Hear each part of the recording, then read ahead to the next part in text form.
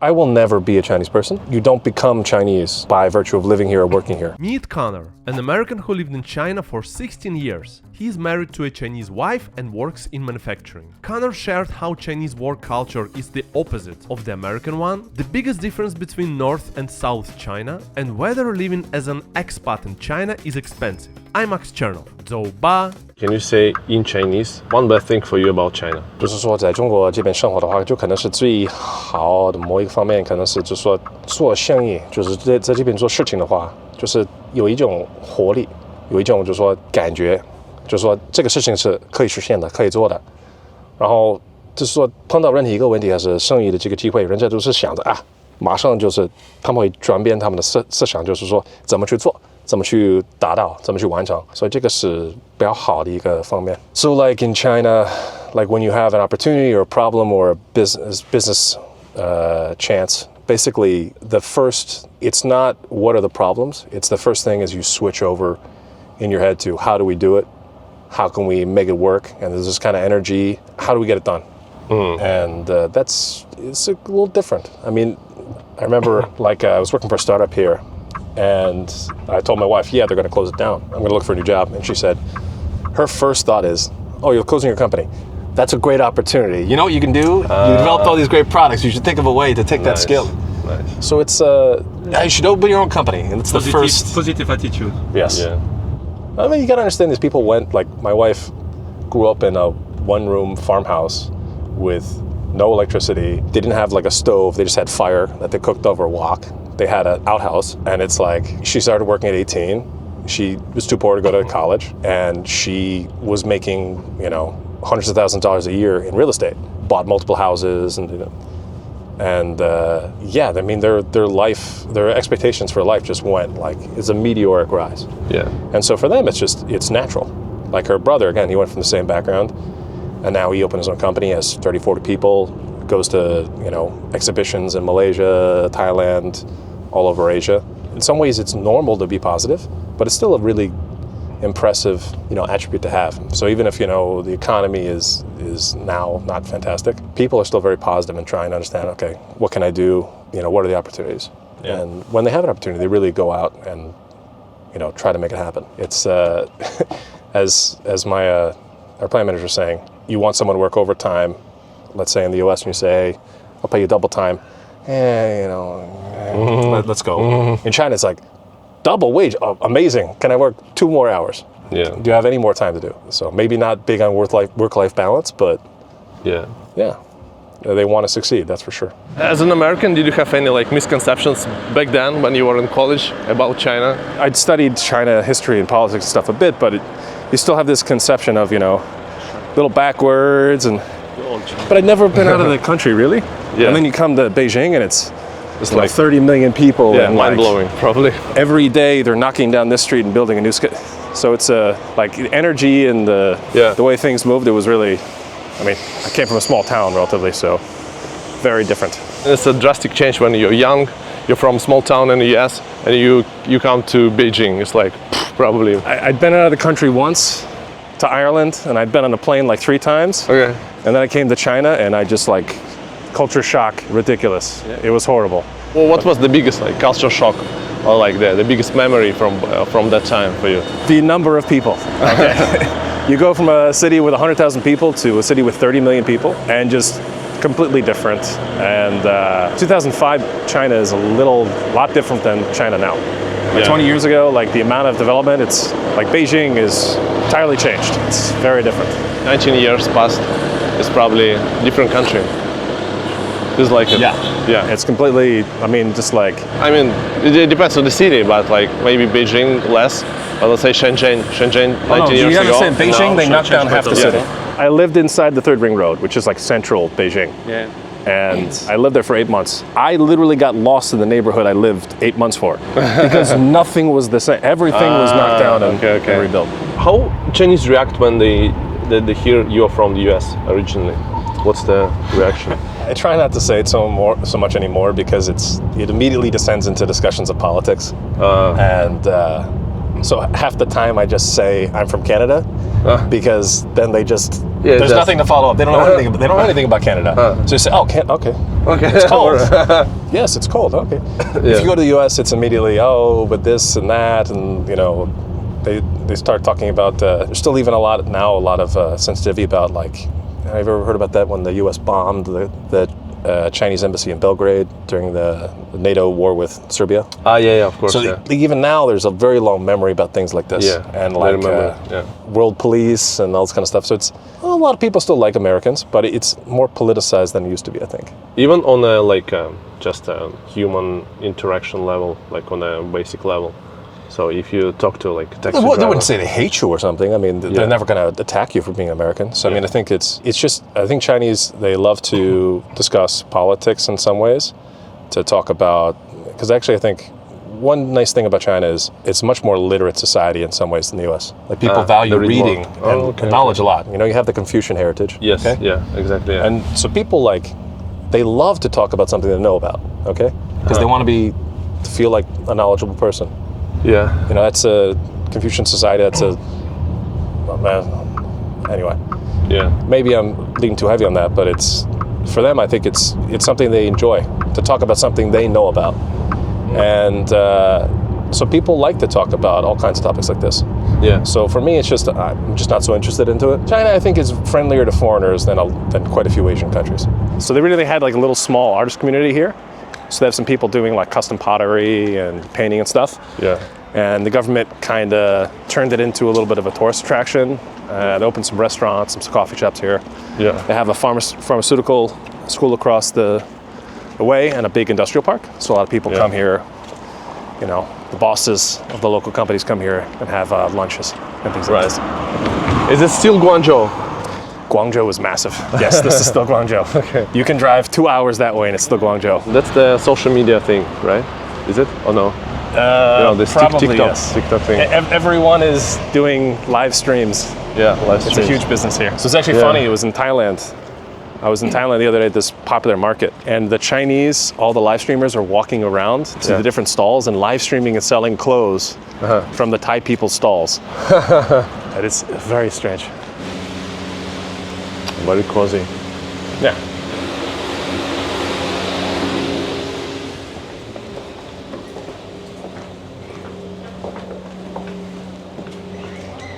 先坐一下，可以。没那么早啊。我知道，不会吃。先坐一下，喝点茶。 Are you into Chinese food? Yes. Though I don't like southern food as much as I like northern food and fooding from over there. But southern Guangdong has some really nice stuff. What's your favorite? Dim sum. Dim sum. I mean, it's a family tradition. So every weekend, my wife, we bring her family and her relatives, and we always go out for some dim sum place. The place where we live is sort of like the homeland. It's the most famous center of Cantonese food cuisine. So some nice stuff there. What I love is like you go to the west and the northwest, it's like Turkic. So they have some awesome like flatbreads and lamb and Yeah. very, very nice stuff. Like Xinjiang food, like more Xi'an has fantastic dumplings and like fresh made noodles. noodles, yeah. So I tend to like northern food a little bit more. This one is amazing, but spicy, but Yeah, it's different. The pork as well, I love it. So the nice thing about Sichuanese food is it's like, they call it ma. So la ma. Yeah, it's both spicy, but it's, Sichuan pepper, huh? yeah. what's that again? Sichuanese pepper. It's like, it's almost like a little numb. Like your mouth feels a little bit like tingly. What do you start understanding about America or being American after living abroad, after living in China for many years? When I was growing up, I always kind of downplayed, there was always the idea that you downplay a little bit cultural differences, but there really are cultural differences. And I had, when I was growing up in the US and friends with Americans, right? Yeah. But in China here, UK, Spanish, German, Italian, Chinese, Japanese, Korean friends. And there really are different ways of thinking, different ways of like approaching problems. And that's actually why I really like working in my company because, I work with Israelis, Danish, Belgian, Canadian, other people. And it's nice to kind of, really there are some different perspectives on things when you come from a different country. And I realized that I'm very American in the way I view things. I didn't maybe think so, but yeah. So it's like not to underestimate the actual differences, because in the US the culture is like, okay, we're all Americans, like different background, different roots, but all Americans. But people actually are different. Like they have similar values all over the world, like, I don't know, family values and stuff. Yeah. But there are still cultural differences that you need to like understand them. Yeah, cultural differences, yes. Sometimes even like people from different cultures also think in very different ways. I mean, the way we Yeah. approach problems. Yeah. Like the way I approach a problem, you know, in business or in engineering is very different than, you know, my Israeli coworker. And that's good. And that's why it's actually really important to have some diversity in a company. But yeah, it's quite funny sometimes. Just like the perspective on problems and issues can be just completely different way. Just the way you approach things. Can you give an example? What would be the different approach for you and for your Chinese colleagues? My Chinese colleagues, like let's say we approach a problem, we have an issue. For them, it's more about, I believe the first thing is to do more action to, you know, they want to be proactive, go this, do that. Mm-hmm. For us, for me, and like for my Canadian colleague, it's maybe more of, hold on, sit down, wait a little bit. Maybe a little less biased to action, I think sometimes. Yeah. Yeah. Yeah. And for them, for Chinese, it's like more action. Yeah, I mean, they want to go kick down the door, get started, and sometimes it's, hold the horses, guys, wait a second, let's just sit, and they're impatient to get going. Yeah. This is the case. Do you feel like restricted? Like, In general, I would say 95% of your everyday life, it doesn't really impact you. So I mean, yeah, it's different than the US. There is a difference. But for most people, in their daily life, it's not going to impact them. I think the focus in China is more on economic security, especially because of the past they had, how, you know, poor people were so recently. So I think most Chinese people are more focused on that aspect. yeah. You know, being economically secure, being able to, you know, have a nice life. That's I think is kind of the focus here. Yeah, I kind of feel similar living in Singapore. I think like first your phone knows about you more than like the government. Like you basically feed all your data. It doesn't matter if it's Chinese apps or American apps. You feed all your life to your phone. One thing people don't really understand is there's huge cultural differences between provinces in China. Like business, not just food, but like not just language either, but like the way you do business. Very different in Guangdong than it is in the north. What's the typical for south of China? The south, people tend to be a little less aggressive, Yeah, a little more chill, chill. Yeah. It's just one of the night. I have a lot of great friends from the north, and a lot of my buddies are from Dongbei, which is like the northeast of China. But they're more like more aggressive people in terms of business and in life, and Right. Yeah. like a little more confrontational when you do business with them and things like this. But the south, it's one of the nice things. The north is more about like a little more relationship heavy, like drinking, you know, lots of baijiu, lots of, you know, go to KTV together. The south is a little more business. It's not so heavy on the drinking culture. It's a little more, you know, let's make money. A little more results oriented. So I mean, that's the nice thing about working in the south is you don't have to drink. Because my wife was selling houses to very, very wealthy people. Okay. And like, so I knew a bunch of like people that, you know, had public companies. Like this guy had $100 million or something like this. Yeah. And he would walk around in flip-flops and an old t-shirt. Yeah. And he didn't care. My roommate in grad school, his dad was like the provincial CEO for China Mobile, which is like a big SOE here, state-owned company. And he took us out, his dad's friends took us out to lunch, and there were 2 minivans full of VPs from China Mobile. And we went to this huge restaurant, and like everyone's wearing a suit, and you know, probably 1,000 RMB a person, and you know, just pomp and circumstance. And then like that guy, he runs a huge industrial concern. It's got like 4,000 or 5,000 workers, and him and one of his buddies would go to a local place where they eat crawfish and drink beer. Conor, come on, let's go have 5 or 6 beers. Yeah. And it's just it's a little just more casual, more about results. You don't, and the drinking culture is really, really a big part of it, even now. So if you want to make business in China, do business in China, you kind of have to. In the north, if you're in Shandong or the north, you have to. Yeah. Must. Yeah. I actually know a guy a Hong Kong gentleman, him and his brother work in appliances, and his brother died because they were having a drinking Too much party with one of their suppliers in Shandong, and he died. Wow. But why is the reason? So not the dying thing, but why you have to drink? So you need to show yourself, like true yourself, like Yes. to open up, Yes. and they see who you are. In vino veritas is like the Latin saying, right? In wine, truth. So there's, in the old days, I would say not so much anymore. There was weaker legal institutions in China. Okay. So if something goes wrong, it's going to take a while to get it, maybe never sorted in the courts. Yeah. So people, it's more about the personal relationship because they can't necessarily rely on, the courts to fix it quickly. So they need to trust you. And they think that, we build that trust by, we get drunk together, we sing KTV. I want to get a feeling for what kind of guy you are. And this may be why the South, you don't need to do that so much because the South has kind of a stronger institutional structure because it's one of the first provinces that opened up. So maybe a little more further along with the legal system. Like everything here is actually super convenient to do business here. Like opening a company, like going to the tax bureau, it's actually pretty fast. And I mean, there's always, hiccups, but I would say compared to Europe, it's probably much easier to do business here. And so they don't need to rely on drinking but I mean, it still happens. I would say sometimes business in China, like difference between provinces, it's more like Europe in where you have different countries. Like the difference is that pronounced. Yeah. They all see themselves as Chinese, very much so. Yeah. But there's language and real cultural differences. How Chinese react then when you start speaking Chinese? When I'm on the phone, they usually don't know I'm a foreigner.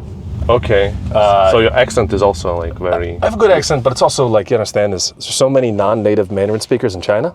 Okay. Because like Cantonese people actually in Guangzhou, most of them, Mandarin's not their first language. Yeah. So I can get away by that. But people on the street, like when you I don't know, buy stuff, they surprised or they used to it? They used to be shocked. Now it's kind of, I think it's because like social media, like there's a lot of like foreigners on like Chinese social media. Yeah. Where they kind of show off fluency, and some people that it's really impressive. Like they speak perfect Mandarin, they speak perfect Shanghainese or like all local dialects. So I think it's somehow lowered the surprise and raised the expectations. Yeah. So they think now that you speak really good Mandarin, that's normal. I remember like my first time in China 10 years ago in Shanghai. So I actually like was walking around the streets of Shanghai and people come to ask for selfie. Like 10 years ago. I don't know if it's the case now or not. It really depends where you were. Like I've lived in some really small towns in China, and like you're just like an alien. I remember my first year in Beijing, I had a Haitian American, like a girl from my school that studied abroad with me. Yeah. And like people would come up here and touch her hair and touch her braids, and just never seen it. Yeah. In Huadu, somewhere like here, it's pretty out of the way. So yeah, you get stared at a lot, Yeah. But Sometimes people stop you to take a picture, but generally they're tourists. I may be too big and scary to take a picture with. But if you start to chat with somebody, definitely they want a picture with you. Yeah. What would be the budget for, let's say, the family of 3, monthly budget to live in Guangzhou? As an expat, I would say probably spend at least 20, 25. Yeah, minimum. 20, 25. 1,000 renminbi. Yeah, so let's say like $4,000 a month. Okay. It's a rent and everything. Including rent. Yeah. I mean, again, So you're not rent going to would get a be huge like- place with that. You're going to get a small apartment. So the rent would be 2K, 1K, 2K. So like here, I'm out in the middle of nowhere. Like Yeah. I pay $300 a month. rent. At the middle of nowhere, huh? Yeah. So if he's in Baiyun, which is more central district, it's probably like $1,000. If you're in downtown, $2,000, maybe more. Yeah. I mean, it's not as bad as like New York or something like this, but yeah, food is relatively cheap if you don't go outside to Western restaurants all the time. Transport is very cheap. You can buy quite cheap physical goods. Here, I don't have a car because I can order a cab. It comes there within 2 minutes, and it's like $2 to get to the company. The U.S. to walk down the block, it's like take down the block, it's like $20, and you have to wait 15 minutes. So the convenience, it's just insane here. As someone not from China, like after 16 years in China, do you feel like home? Do you feel like fully integrated? I will never be a Chinese person. Yeah. You know, I probably this coming year I'll do my permanent residency. Yeah. My wife is Chinese, my son is Chinese, but it's just not on the cards. You don't become Chinese by virtue of living here or working here. Yeah. And even if you fully integrated, like it's because you look different. Or I mean, it would be easier if I was like Korean or something like this, you know, Yeah. and I spoke good Chinese. It would be Yeah. easier to integrate. But yeah, I mean, you're not born here, and Chinese people have that concept that, you know, you're born here, you're Chinese. If you're not, then you aren't. And that this actually, even overseas Chinese, they view them as Chinese. yeah. So it doesn't matter if you're born in America, you're Chinese. It's a little ethnic. Do you travel around China? Not so much as I used to. I used to travel quite a bit. It's just travel is so convenient that it means a lot of people travel. Yeah. And because China has a lot of people, that means a lot. In the main holidays, it's just, you can get 400 million people on the road. So it's, public holidays, I try to stay in my house.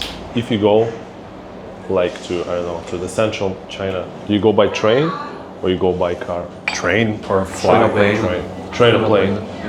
Yeah, train or plane. Yeah, I mean, it's a big country, okay? It's just, to get around by car would be difficult. China is just slightly smaller than the US, you know, by land mass. So I mean, like, it's also like so convenient to take the train or to fly that, there's no reason not to. Flights are quite cheap.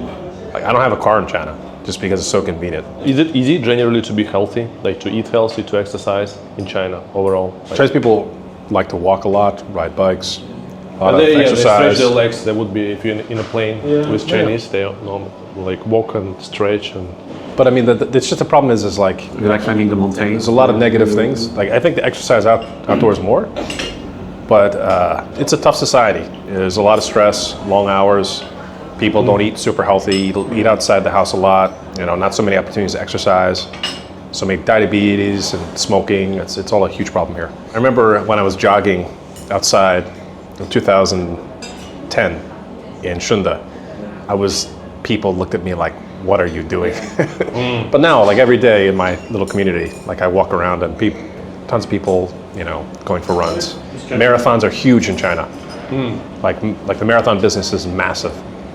It's exploded. Yeah, running is exploding. Yeah. Cycling too, like everyone, like the sales of high-end cycles and stuff. So upper middle class people, I would say the last like 5 years, maybe a little longer, Yeah, upper class just an people. explosion in gyms, gyms a lot, cycling, huh? all this kind of stuff. Yeah. But you know, it's a little similar to the US. I mean, like in the US, it's the kind of a class thing. It's like you have the money and the leisure time. I think you yeah, exercise more. it's upper class people with access to sport and everything. How this 16 years in China shaped your personality? It's funny because so they have this expression. Basically, there's been research done on this. Like if you speak more than one language, you tend to your brain tends to develop, and in brain scans you look slightly more schizophrenic because you can actually have a slightly different personality in different languages. Yeah. So I have to say in China, because I was pretty studious, reading, very quiet, and in China it kind of made me a little more outgoing. I get what you mean. Yeah, you're developing the kind of extension to your personality that you were born with. Yeah, I mean, I would say I'm a little. It's a little almost schizophrenic. Like I feel different here than I do in the U.S. It's strange. Yeah.